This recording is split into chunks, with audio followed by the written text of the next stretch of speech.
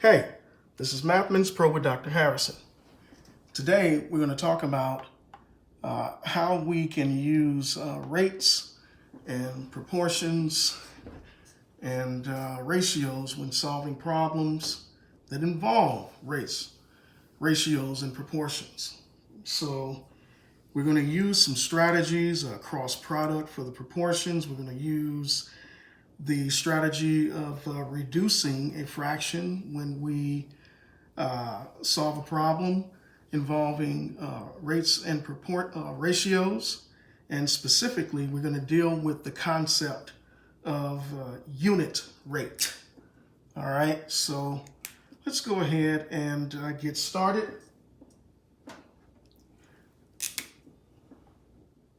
So I'm going to go ahead and divide these problems up.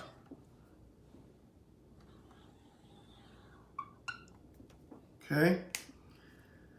And let's start with the concept of unit rate. So I'll make this A, and in this case, we're dealing with unit rate. So a unit rate is a case where you have a fraction, right? And in the denominator, the number is 1. It's similar to, this strategy is used when, for example, you're going out shopping and you're looking at maybe vegetables, and you may have something where, pounds per, something may cost a certain amount per pounds, and you want to be able to compare two different cases where you may have two different kinds of fruit or two different brands of the same fruit, and you want to know what is the better buy. All right, in this case, we're going to be dealing with unit rate. We're going to show you how to find the unit rate, and that can help with solving a problem like that. Okay, so let's go ahead and get started. Let me go ahead and write the word problem. It's not that long. It just starts out saying you have 4 pounds of grapes. Okay, so we have 4 pounds of grapes. All right. 4 pounds of grapes, and they cost $1.96 for those 4 pounds. $1.96. Okay, and we want us to find the unit rate. So when we get started, first thing we want to do is turn this word problem into a ratio so that we can find the rate. Okay, so we're going to when you're dealing with unit rate, you always want the cost in the numerator. All right, so then we write it as $1.96. And what do you get? You get 4 pounds. Okay. Now, remember, our goal is to get a 1 in the denominator here. So, in order to do that, we're going to divide the numerator and denominator by whatever it takes to get a 1 in this denominator. In this case, if I divide this 4 by 4, I'm going to get a 1 in the denominator, right? And you have to do the same thing for the numerator. Divide that by 4. Okay? So then, what do we end up with? $1.96 divided by 4 gives us, for the sake of time, I'm just going to write the answer, 0.49. All right? And 4 divided by 4 is 1. 1. 1 what? 1 pound. So this is the unit rate. All right? We started out with $1.96 for 4 pounds. But what is that rate when you have 1 pound? Well, we divided the numerator and denominator by the denominator. And we got 49 cents for 1 pound. 49 cents for 1 pound. And this, my friend, is our unit rate. Excellent. Now let's have some fun with proportions, okay? And the strategy we're going to use for proportions, I'm going to write it over here in the corner, is called cross product. That's a strategy. I'm going to show you what that looks like if you haven't seen that before. So let's go ahead and get going. So we're going to deal with B, and this is involving a proportion. Okay. So here's our proportion. All right. We have y over 4 equals 10 over 8. Now, why is this a proportion? A proportion, by definition, is when you have two ratios, there it is, that are set and equal to each other, or two equivalent ratios, okay? That is what a proportion is. Now, we need to solve for y. We're going to use the cross product. Not cross cancel, don't confuse that. This is cross product. So we're going to multiply y times 8, so, or 8 times y, so I write 8 times y equals, and then 4 times 10. 4 times 10. That's the cross product. Now we just do the math. We bring this down, 8 times y equals 4 times 10, which is 40. We need to get rid of the 8, which is the coefficient of y. And how do we do that? Okay, how do we get rid of that 8? What's the opposite of multiplying y by 8? We divide y by 8. So I'm going to copy this again to make that step explicit. This is the division property of equality. We divide this side by 8. That crosses out. Whatever you do to one side of the equation, you do to the other side of the equation. And then we get y equals 40 divided by 8 is 5.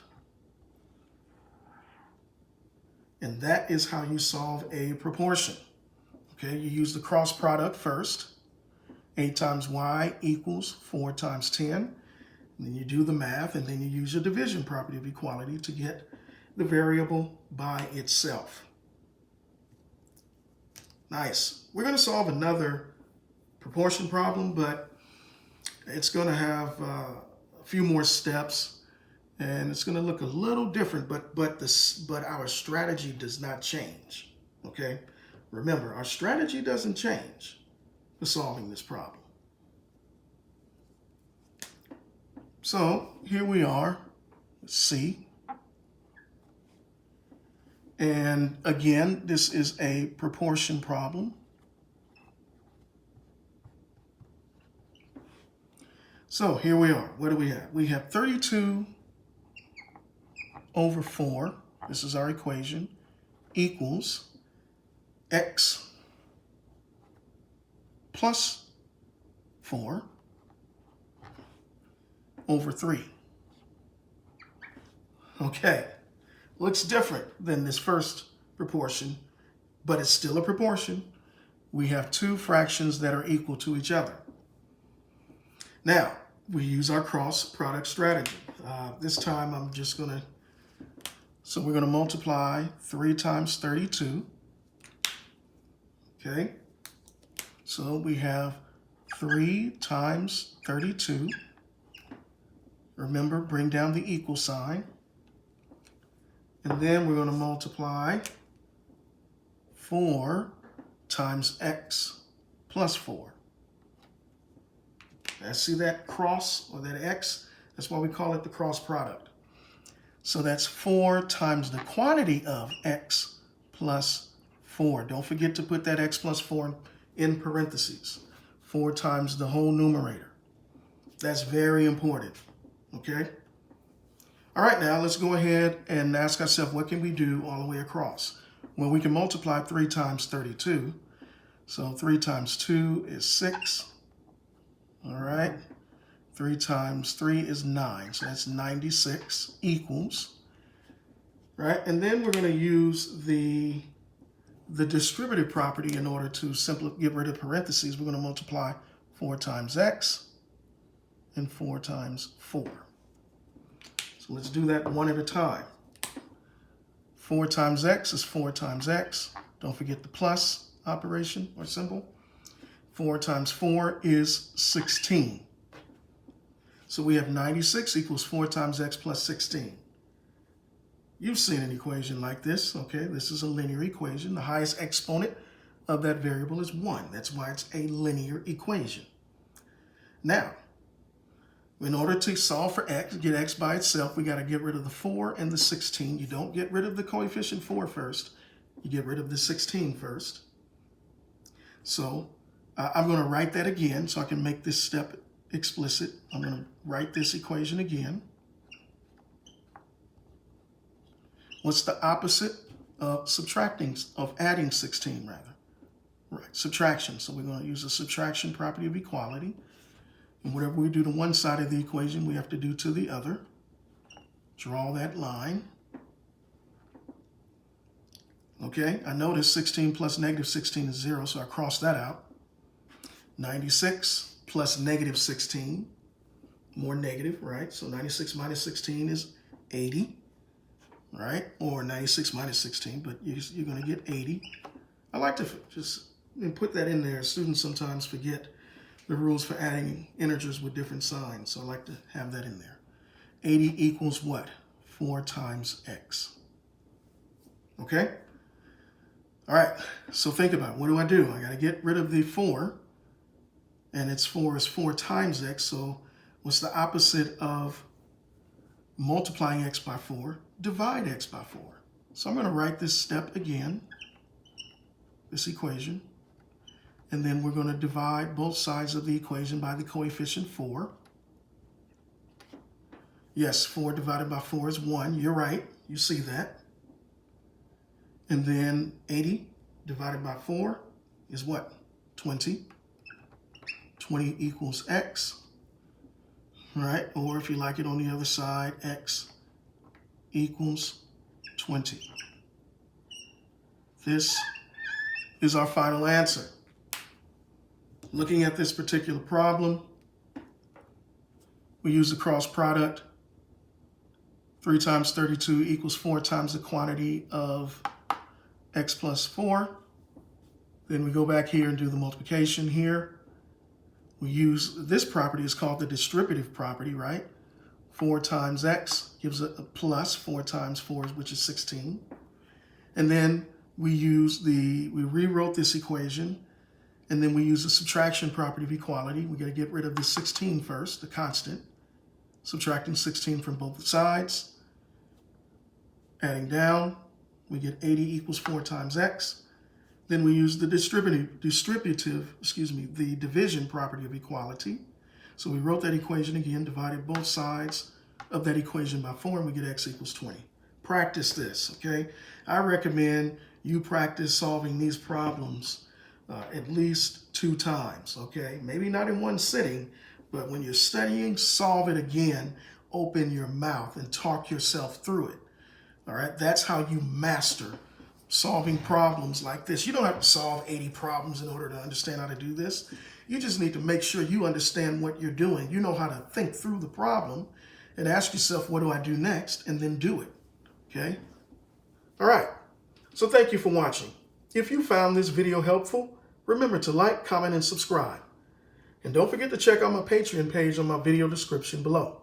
On my Patreon page, you can get access to exclusive math lessons, study tips, live Q&A, and more. See you next time.